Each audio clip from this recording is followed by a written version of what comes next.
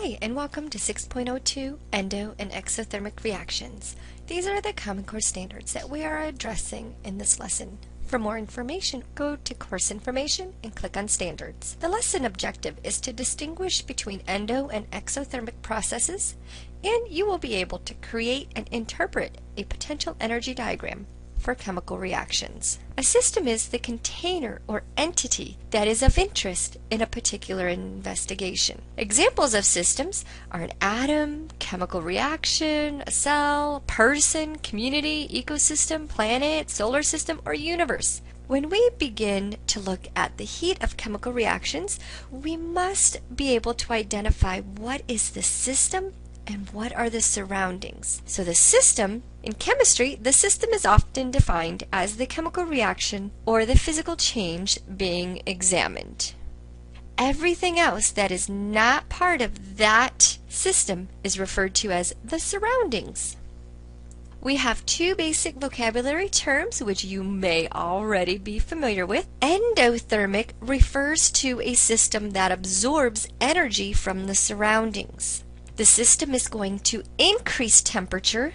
Since the system is increasing temperature, that had to come from somewhere, right? Therefore, the surroundings, which is usually what we're measuring if it's a chemical reaction, the surroundings will decrease temperature.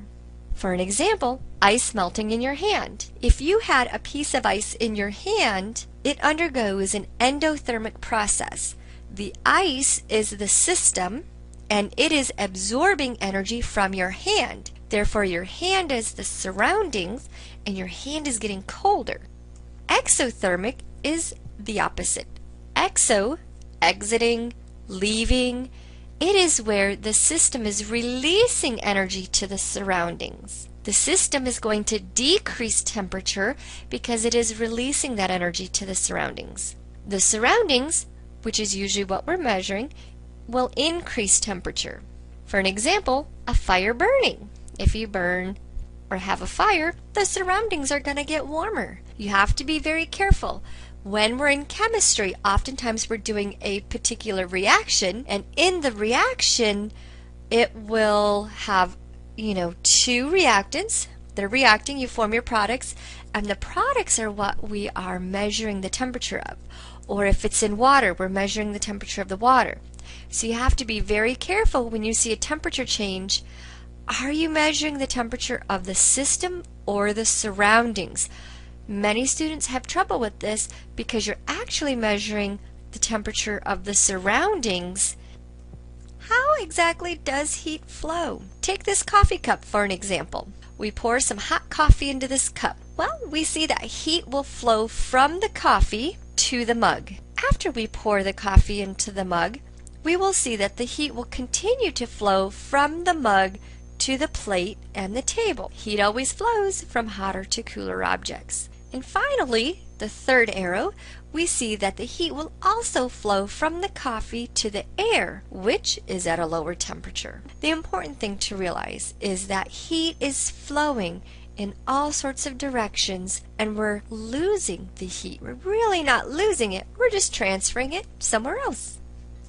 Pop quiz. Taking everything that we've talked about so far, briefly explain how your freezer works. Your freezer works by removing heat within it. Special note, a freezer does not make food cold.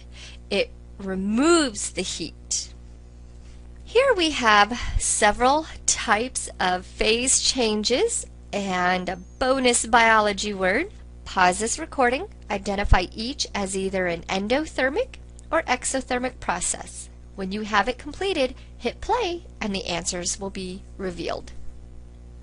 We can see that boiling, melting, evaporating, and photosynthesis are all endothermic reactions, which means it's going to require energy. Sublimation, freezing, and condensation are all exothermic. It's going to release energy into the surroundings.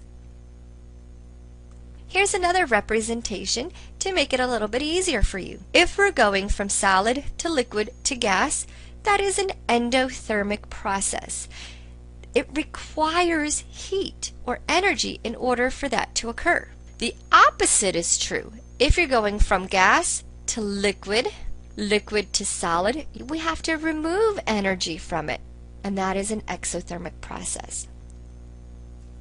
Let's say we have an experiment. We dissolve ammonium nitrate, which is NH4NO3, into water. The water temperature decreases. Is that going to be an endothermic or an exothermic reaction? What would we consider the system? What would we consider to be the surroundings? Pause this recording. Think about it for a few moments. If you said endothermic, absolutely. If we had this reaction in a beaker and you were to dissolve ammonium nitrate and you had a thermometer, the thermometer would actually get colder. The dissociation or the breaking apart of the ammonium nitrate into its respective ions is an endothermic process that requires energy in order to do that. And it's going to get that energy from the surroundings, which is the water. And since the ammonium nitrate is gaining energy from the water decreases in temperature. Since the water decreases in temperature, our thermometer is going to read a lower temperature. Potential energy diagrams. On the screen here you will see an example for an endothermic reaction. On the y-axis we will see potential energy. So potential energy is on the y-axis. Now on the x-axis we see the reaction pathway. What that means is you get two reactants, you combine them, and they react and form your products. Sometimes that takes multiple steps. You'll learn about that in AP Chemistry if you ever take it. For this diagram, we start with our reactants. Notice the line here. And then we have this big, huge bump here. We're going to talk about that in just a few minutes. And notice that this is as the reaction occurs, all of a sudden we have an increase of energy here, and then we get to our products. The important thing in this particular diagram is that our products have more energy than our reactants. Our products are higher on the y-axis than our reactants. That is a quick clue that you have an endothermic reaction. The difference between the reactant horizontal line and the product horizontal line, that is the amount of energy the reaction absorbed from the surroundings. For an exothermic reaction, just the opposite is true. Exothermic, we're going to release energy, therefore our reactants are up here at the top. They need to absorb a certain amount of energy in order for the reaction to occur. We're going to talk about that in the next slide. And then it's going to release energy. The overall net change for an exothermic reaction is that it releases energy. So our reactants are up here on the left side. Our products are down here, and the energy difference is how much energy it lost or transferred to the surroundings. Now what about that bump? The activation energy is how much energy a reaction requires in order to occur. In both endothermic and exothermic reactions, there is a specific amount of energy needed for the reaction to occur. Please don't get that confused with being able to identify if it's endothermic or exothermic.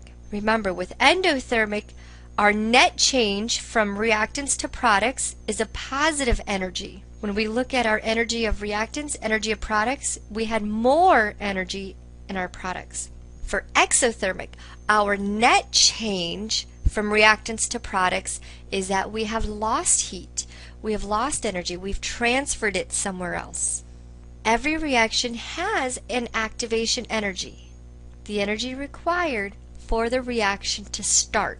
For exothermic, it's going to be very, very small, as you see here, compared to endothermic, which is a lot.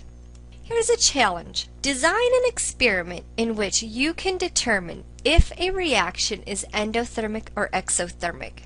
What would your materials be? What would be your procedure? Discuss it with your teacher to see if you are on the right track. And that's it.